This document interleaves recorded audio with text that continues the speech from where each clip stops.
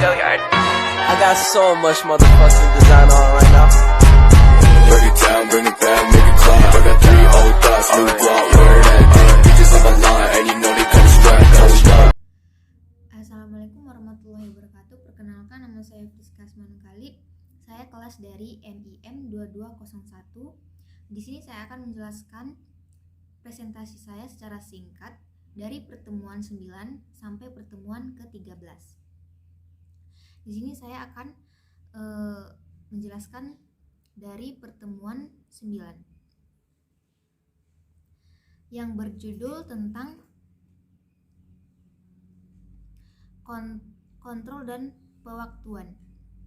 Kontrol dan pewaktuan atau control and timing merupakan hal yang penting untuk men-screenkan tugas masing-masing bagian penyusun komputer, seperti dalam CPU yang biasanya melakukan suatu komunikasi dengan suatu lebih perangkat dengan pola komunikasi yang tidak menentu atau beragam, baik dengan perangkat internal seperti memori primer atau memori sekunder maupun perangkat peripheral. Dalam hal tersebut dibutuhkan fungsi kontrol dan pewaktuan agar proses tersebut bisa berjalan.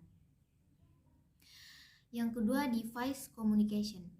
Komunikasi perangkat merupakan fungsi modul I atau O sebagai media komunikasi dari device eksternal menuju CPU. Yang dilakukan modul berdasarkan fungsi ini adalah meneruskan komando dari CPU ke device.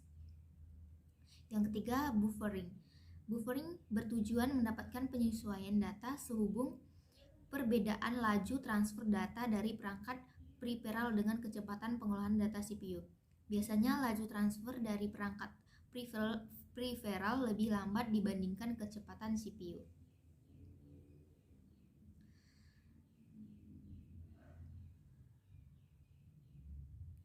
Baik, di sini saya akan mempresentasikan pertemuan ke-10 yang berjudul dengan sistem bus. Bus adalah jalur komunikasi yang dibagi pemakai suatu set kabel tunggal yang digunakan untuk menghubungkan berbagai subsistem. Karakteristik penting sebuah bus adalah bahwa bus merupakan media transmisi yang dapat digunakan bersama. Sistem komputer terdiri dari jumlah bus yang berjalan yang menyediakan jalan antara dua buah komponen pada bermacam-macam tingkatan hierarki sistem komputer. Di sini juga ada struktur interkoneksi. Komputer terdiri dari suatu set komponen atau modul dari 3 tipe dasar atau prosesor, memori, input, dan output yang berkomunikasi satu sama lain. Pada dasarnya, komputer adalah jaringan modul basis, sehingga harus ada jalan untuk menghubungkan modul. Di sini juga ada komponen-komponennya seperti yang pertama CPU. CPU membaca instruksi dan data, menulis data setelah diolah, dan menggunakan sinyal-sinyal kontrol untuk mengontrol operasi sistem secara keseluruhan. Yang kedua, memori. Memori umumnya, modul memori terdiri dari n word yang memiliki panjang yang sama. Masing-masing word diberi alamat numerik yang unik, misalnya 0, 1, n sampai 1. Sebuah word data dapat dibaca dari memori atau dituliskan memori. Yang ketiga, input dan output. Berfungsi sama dengan memori. Terdapat 2 buah operasi, baca dan tulis. Selain itu, modul IOA dapat mengontrol lebih dari satu perangkat eksternal. Yang keempat, prosesor. Prosesor membaca dalam instruksi dan data, menulis data setelah keluar pengolahan, dan menggunakan sinyal kontrol untuk mengendalikan keseluruhan sistem operasi. Baik, di sini saya akan mempresentasikan pertemuan 11 yang berjudul dengan ukuran kecepatan peralatan komputer. Salah satu yang menjadi konsep dasar komputer adalah standar ukur peralatan komputer. Karena dengan mengetahui standar ukur peralatan komputer, maka kita bisa mengetahui bagaimana komputer bekerja melaksanakan perintah-perintah yang diberikan oleh user.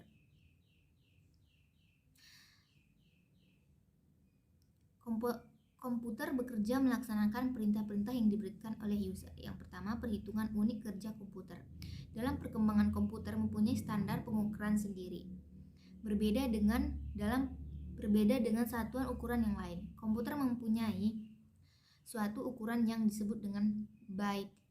Data yang disimpan di dalam media komputer mempunyai ukuran yang berbeda-beda, dan tahukah bahwa sebenarnya data yang tersimpan dalam komputer tersebut merupakan kumpulan dari angka 0 dan 1. Kumpulan angka 1 dan 0 inilah yang sering diterjemahkan sebagai bit.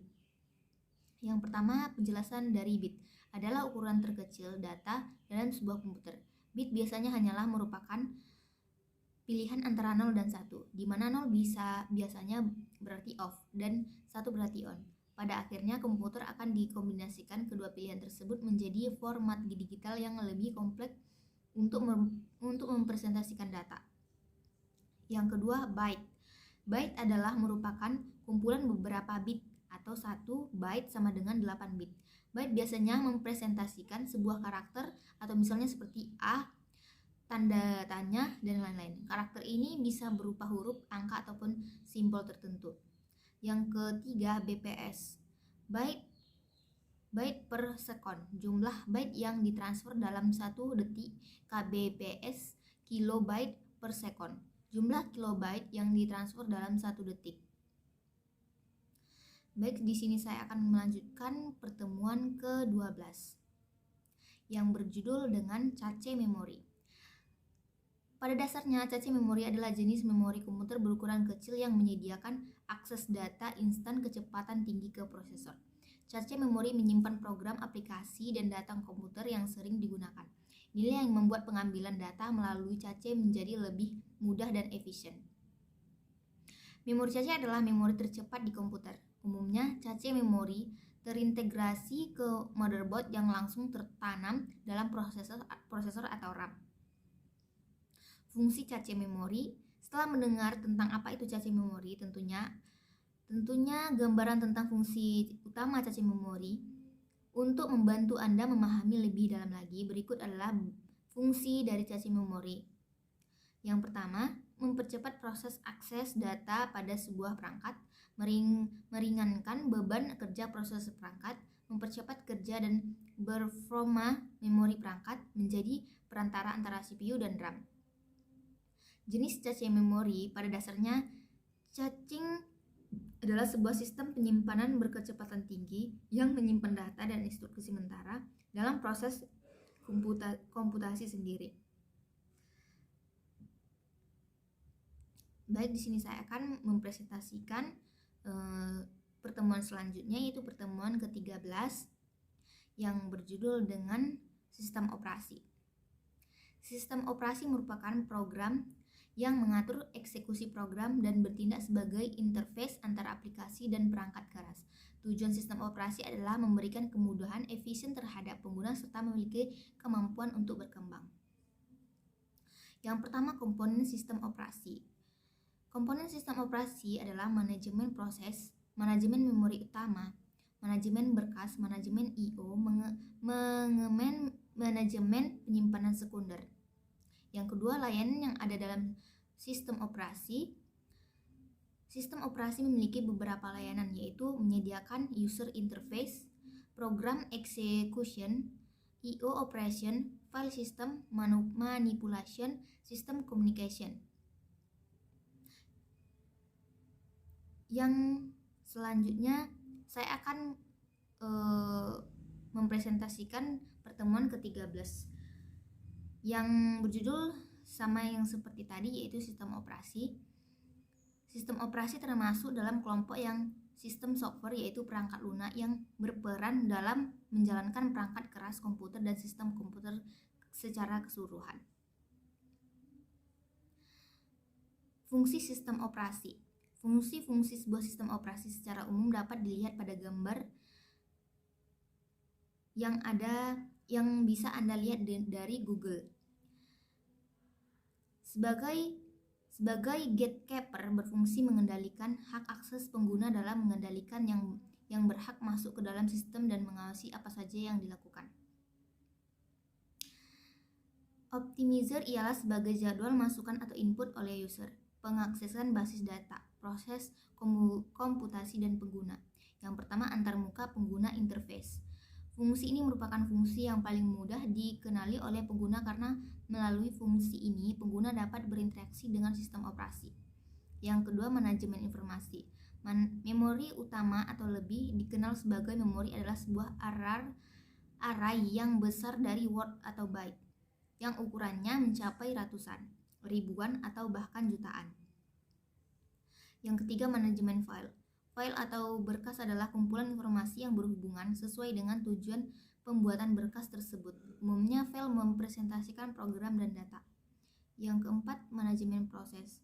Proses adalah sebuah program yang sedang dieksekusi. Sebuah proses membutuhkan beberapa sumber daya untuk menyelesaikan tugasnya. Alokasi sumber daya tersebut dikelola oleh sistem operasi, misalnya penggunaan memori. Baik, sekian presentasi dari saya. Kurang lebihnya saya mohon maaf.